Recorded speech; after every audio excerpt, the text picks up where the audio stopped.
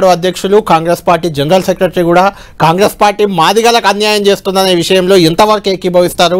అద్దంకి దయాకర్ గారు లైవ్ లో ఉన్నారు. మనకు స్టూడియోలో మందకృష్ణ మాదిగ గారు ఉన్నారు, మనతో లైవ్ లో జాయిన్ అవుతున్నారు. అద్దంకి దయాకర్ గారు మాల మహానాడు రాష్ట్ర అధ్యక్షులు, అట్లనే అధికార కాంగ్రెస్ పార్టీ ప్రధాన కార్యదర్శి కూడా, ఉద్యమకారుడు కూడా.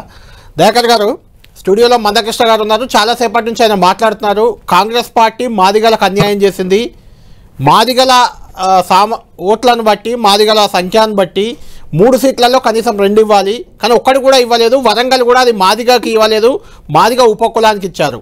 కాబట్టి కాంగ్రెస్ పై రేపటి నుంచి యుద్ధం ప్రకటించారు, ఆందోళనలు ధర్నాలకు పిలుపునిచ్చారు.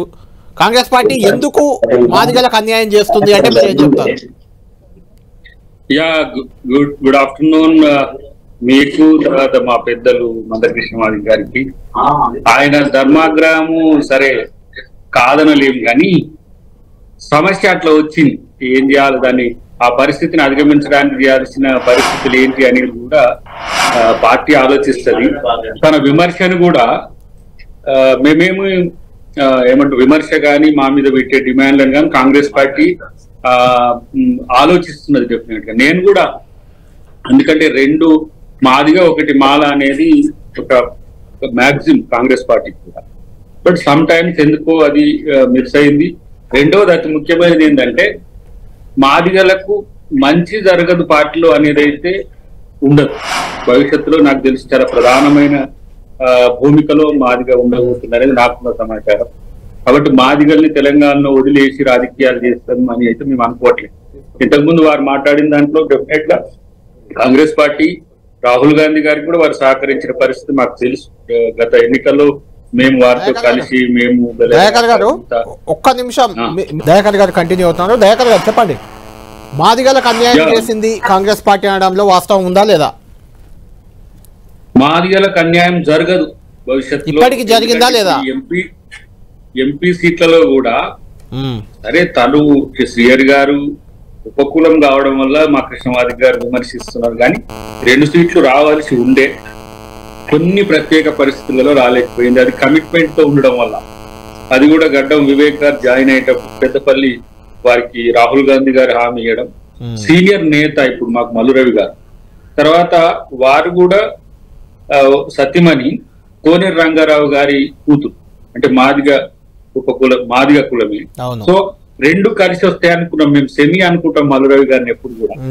కాబట్టి నేను అట్లా సమర్థించుకునే ప్రయత్నం చేసిన, డెఫినెట్ గా మాదిగకు 2 ఇవ్వాలి. 2 ఇవ్వాల్సిన పరిస్థితుల్లో ఆ నష్టాన్ని రేపు ఎన్నికల తర్వాత జరగబోయే నియామకాలు చాలా పెద్ద ఎత్తున ఉంటాయి, వాటిలో ఎక్కువ మీరు జరిగే అవకాశం ఉందని నాకున్న సమాచారం. దీని విషయంలో అడుగుదాం మందకృష్ణ గారు. ఇప్పుడు మందకృష్ణ గారి ఆవేశాన్ని మాత్రం నేను ఆపలేను. రేపు 3 ఎంపీలు ఉంటాయి 2026లో. దాంట్లో కంపల్సరీ మీరు అన్నట్టుగా మాదిగలకు న్యాయం ఉంటది. పీసీసీలు ఉన్నాయి, 5 ఎమ్మెల్సీలు ఉన్నాయి. డెఫినెట్ గా మీరు అనేదాన్ని మాదిగ దండోర ఉద్యమ నాయకుడిగా కాదు, ఒక సామాజిక పెద్దకు కూడా దాన్ని అంగీకరించగలం.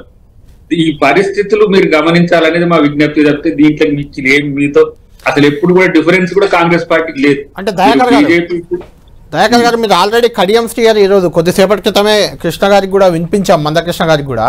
ఆయన చాలా కామెంట్లు చేశారు. ఎంఆర్పీఎస్ బలహీన పడింది, మందకృష్ణ మాదిగా ఎప్పుడు ఏ పార్టీకి ఒక్కొక్కసారి ఒక్కో పార్టీకి మద్దతు ఇస్తుంటారు, దాంతో ఎంఆర్పీఎస్ చీలికలు పీలికలు అయిందని అన్నారు. మందకృష్ణ మాదిగ కూడా కడియం శ్రీహరి మీద చాలా కామెంట్ చేశారు. అంటే బీఆర్ఎస్లో మాదిగలకు అన్యాయం చేశాడు అక్కడ ఉండి, అంతకుముందు టీడీపీలో చేశారు. ఇప్పుడు కాంగ్రెస్లోకి వచ్చి కూడా మీ దగ్గర వస్తే టికెట్ ఫస్ట్ దయాకర్కి రావాలి, ఆయన మాదిగ, ఆయనకు రాకుండా చేశారు. తాటికొండ రాజయ్యకు రావాలి, ఆయన మాదిగ, ఆయనకు రాకుండా చేశారు. లేదంటే మీరు ప్రచారానికి వెళ్ళారు, నాకు బాగా గుర్తుంది, స్టేషన్ కనుపూర్ మీరు కూడా ముఖ్యమంత్రి రేవంత్ రెడ్డి అప్పుడు పిసిసి అధ్యక్షులతో కలిసి వెళ్ళారు. ఇందిరకు రావాలి, వీళ్ళకు వచ్చే అవకాశాలను కడియం శ్రీహరి లాక్కున్నారు, కడియంకి కాంగ్రెస్ పార్టీ టికెట్ ఇవ్వడం కరెక్ట్ కాదని కూడా అంటున్నారు.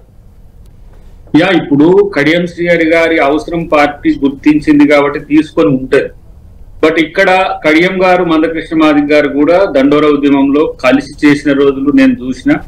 ఆ రోజు జాతి కొరకు కడియం శ్రీహరి గారు కూడా కొట్లాడిన పరిస్థితి నాకు తెలుసు. కానీ సుదీర్ఘ కాలంగా మాదిగల అస్తిత్వం కోసం పోరాడిన నేత మాత్రం ఎంతమంది నాయకులు ఉన్నారు కృష్ణమాదిగ గారి. దాన్ని నేను కాదనలేను, కాంగ్రెస్ పార్టీ నాయకుని కాదు, మాలమానాడు అధ్యక్షుని కూడా దాన్ని ఒకరోజు డిఫర్ అయిన తర్వాత ఒకరోజు కలిసిపోయినప్పుడు కూడా నాకు ఆ స్ట్రింజెంట్ ఒపీనియన్ ఉంది.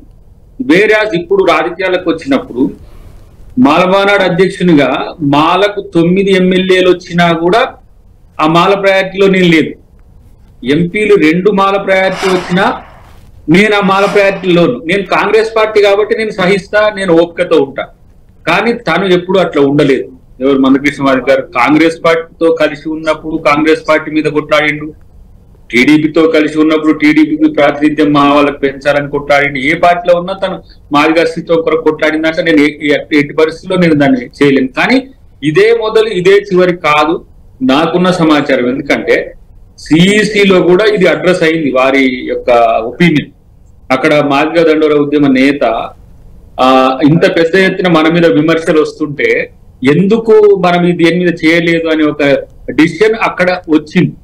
దాని పరిస్థితిలో కూడా ఆలోచిస్తారనేది నా అభిప్రాయం. నేనేమంటా, పిసిసి కూడా రేపు ఫిల్ చేయాల్సిన అవసరం ఉంది. 5 ఎమ్మెల్సీలు ఉన్నాయి, 3 ఎంపీలు 2026లో ఉన్నాయి. ఇక్కడ జరిగే నష్టాలు ఇప్పుడు ఓబీసీలకు మనం ఎమ్మెల్యేల్లో ఎంపీల్లో కొంచెం తక్కువ ప్రాధాన్యత ఉన్నదనేది వాస్తవం. ఓబీసీలకు ఇప్పుడు మీరు చూడండి, నా ముందే నాకు కేటాయించిన వాటిల్లో కూడా ఇలా నేను అనుకున్న దాంట్లో కూడా ఒకటి అనిల్ యాదవ్ కి ఎంపీ రాజ్యసభ ఇచ్చిండ్రు హైదరాబాద్ కోసమని, ఒకటి మహేష్ కుమార్ గౌడ్ గారికి నిజామాబాద్ ఇచ్చిండ్రు. ఇట్లా కొన్ని మీరు చూస్తే ఓబీసీని ఫుల్ఫిల్ చేసేది కూడా ఉన్నది. కానీ నేనేమంటున్నా, వారి డిమాండ్ వెనుక లక్ష్యం చాలా బలమైనది కాదని లేదు. వారు భాజపాకు మద్దతు ఇవ్వడం వెనుక కూడా మోడీ గారు ఏదో వర్గీకరణ చేస్తారనే ఉద్దేశంతోనే ఆ మధ్య మీటింగ్ జరిగింది. సరే, అభిప్రాయాలు ఏమున్నా కూడా రాహుల్ గాంధీ గారితో కూడా అదే ప్రేమతో ఉండగలిగింది. ఆయన లక్ష్యం ఒకటే ఉన్నది కాబట్టి ఆయన 1 పాయింట్ సింగిల్ పాయింట్ గా పోగలుగుతాడు. బట్ ఇక్కడ మేము వారు అన్నదాన్ని రేపు ఫుల్ఫిల్ చేయడానికి కాంగ్రెస్ పార్టీ సిద్ధంగా ఉంటుంది. నేనే కాంగ్రెస్ పార్టీ నాయకునిగా ఫుల్ఫిల్ చేస్తాం అనేది దయాకర్ గారు చెప్తుంది. దీన్ని ఎలా సమర్థించుకుంటారు మీరు? మందకృష్ణ గారు అడిగిన దాన్ని. ఇది ఒక నీకు న్యాయం జరిగినాక అన్న మీకు కూడా భవిష్యత్తులో న్యాయం జరుగుతుందని అంటే కొద్దిగా నేను వింటున్నానా? ముందు నీకు న్యాయం జరగలేదు, నీకు న్యాయం జరగకపోవడానికి కారణం ఏందో చెప్పు. నేను సమాధానం చెప్పలేను, పార్టీ చెప్తారు. కానీ మీరు అన్న విమర్శను నీ పార్టీ ఇంతవరకు సమాధానం చెప్పలే. మీ పార్టీ ఎందుకు అన్యాయం చేస్తుందో సమాధానం చెప్పలే. నువ్వు ఒక మాట మీరు ఒక మాట ఉప ఎన్నికలు జరుగుతున్న సమయంలో ఆ వేదిక మీద నుంచి ఒక మాట జారావు. జారిన దాన్ని అడ్డం పెట్టుకొని నీ మీద ఎవరు కక్ష పెట్టుకున్నారో తెలుసు. ఆ కక్ష పెట్టుకున్న వాళ్ళు ఎంత దూరం పోయి అడ్డంకులు కల్పిస్తున్నారో తెలుసు. మునుగోడు ఎఫెక్టేనా? మందకృష్ణ గారు కూడా అంటున్నారు మునుగోడు ఎఫెక్టేనా ఇది? ఒక విషయం చెప్తున్నా బట్టండి. మునుగోడు చూసినప్పుడు మునుగోడు రేవంత్ రెడ్డి కోమటిరెడ్డి ఎన్ని తిట్టుకున్నారు? అవును. రేవంత్ రెడ్డి ఉత్తమ్ కుమార్ రెడ్డి గారు ఎన్ని మాటలు మాట్లాడుకున్నారు? ఎన్ని రకాల సోషల్ మీడియాలో కేసీఆర్ ఏజెంట్ అని ప్రచారం చేసుకున్నారు? వాళ్ళు ముగ్గురు పక్కనే కూర్చుంటుండ్రు. ముగ్గురు మంత్రులు అయినరు, ముఖ్యమంత్రి అయిన 2 మంత్రులు అయినరు. నీకెందుకు టికెట్ రాలే? ఇప్పుడు ఇప్పటికీ నువ్వు వాళ్ళ కోసం బలేవు, నువ్వు దళితుల కోసం బలైతే మేము గర్వపడతాం. నువ్వు దళితుల కోసం మాట్లాడితే గర్వపడతాం. నువ్వు ఒక రెడ్డిని పక్కన పెట్టి ఇంకో రెడ్డిని తిట్టావు కాబట్టి 6 రెడ్లు ఒకటైనరు, నీకు రాకుండా చేసిండ్రు.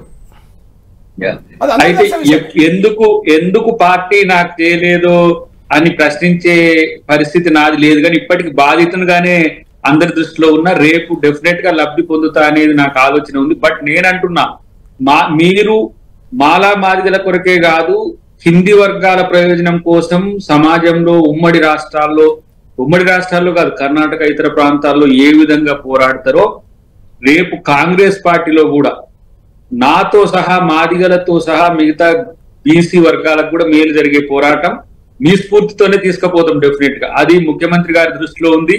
రేవంత్ రెడ్డి గారు మీ విషయంలో ఉండే కన్సర్న్ నేను వ్యక్తిగతంగా మేము కలిసినప్పుడు మాట్లాడతాం. కాబట్టి ఇప్పుడు ఇవి రాజకీయాల్లో కొన్ని సందర్భాలు ఇప్పుడు మీరు అన్న దాంట్లో నేను కనీసం వాదించే స్థితి కూడా ఉండదు.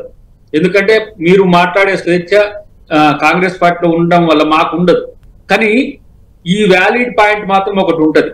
9 మంది, నన్ను చాలా మంది విమర్శించింది ఏంటంటే 9 మంది మాలలకు ఎమ్మెల్యే సీట్లు ఇచ్చిండ్రు, 9 మంది మాలల్లో ప్రయారిటీ లిస్ట్ లో లేవా, 2 మాలలకు ఇచ్చిండ్రు ఎంపీలు, ఇది లేవా అని ఒక ప్రశ్న ఉంది. అది పార్టీకి నేను డెడికేటెడ్ గా ఉన్నా కాబట్టి నేను సహించే పరిస్థితి ఉంటది. కాబట్టి మీలాంటి వాళ్ళు దాన్ని అనొచ్చు, అంటారు కూడా. మాదిగలకు ఎస్పెషల్ గా నేను చెప్తున్నాను. దయాకర్ గారు ఒకటి నేను యాడ్ చేస్తాను, ఒకటి తర్వాత మీరు కంటిన్యూ చేద్దరు. ఒకటి మల్లికార్జున్ ఖర్గే రెండు కొప్పుల కాదు, వాళ్ళిద్దరూ మాల సామాజిక వర్గం కాబట్టి కాంగ్రెస్ లో మాదిగలకు అన్యాయం జరుగుతుందని మందకృష్ణ గారు క్లియర్ గా అన్నారు. వాళ్ళిద్దరు మీకు సన్నిహితులే మరి. అయితే నేనేమంటున్నా, అసలు సంపత్ గారి విషయంలో ఎండ్ దానికా వచ్చింది నాకు తెలిసి. ఆ విషయంలో ఏం జరిగిందో చివరకు నాకు తెలియదు, నాలాగానే ఏమైనా మిస్టేక్స్ జరిగినాయో తెలియదు. కానీ వేరే ఈ రోజు చెప్తున్నా నేను, వాళ్ళు చూడమని మీరు నేనంట భాజపా మీద అనుకూలత పెరగడం వెనుక వర్గీకరణ అనే అంశం అనేది క్లియర్. కానీ మేము మీ పట్ల ఏం ప్రేమ తగ్గలేదు, ఇది మాత్రం క్లియర్. మీరు విమర్శించినా ఎలాంటివి చేసినా కూడా జాతి అస్తిత్వం కొరకు పోరాడే నాయకుడిగా వారి మాటలకు గౌరవం ఉంది, విలువ ఉన్నది. కానీ భాజపా నెగ్గడం వల్ల బీఆర్ఎస్ కూడా మేలే. ఆ రోజు నేను కాంగ్రెస్ పార్టీలోకి పోయినా ఎందుకు, కేసీఆర్ గారి మీద వ్యతిరేకతతో కూడా ఆ రోజు కాంగ్రెస్ పార్టీ తెలంగాణ ఇచ్చిన వల్ల మద్దతు ఇచ్చిన మీరు కూడా ఈ ఎస్సీ ఎస్టీ అట్రాసిటీస్ యాక్ట్ కొరకు కాంగ్రెస్ పార్టీ మద్దతు ఉండాలని చెప్పి ఆ రోజు మోడీ గారికి వ్యతిరేకంగా పోరాడింది. నేను కాదని అంశాల వారీగా ఎవరు పాలకులైతే ఆధిపత్యం ఎవరు ఉంటే వాళ్ళ మీద ప్రశ్నించే హక్కు మీకు ఉన్నది, అది న్యాచురల్. మేము ఇచ్చింది కాదు, రాజ్యాంగం ఇచ్చింది, అది చేస్తారు.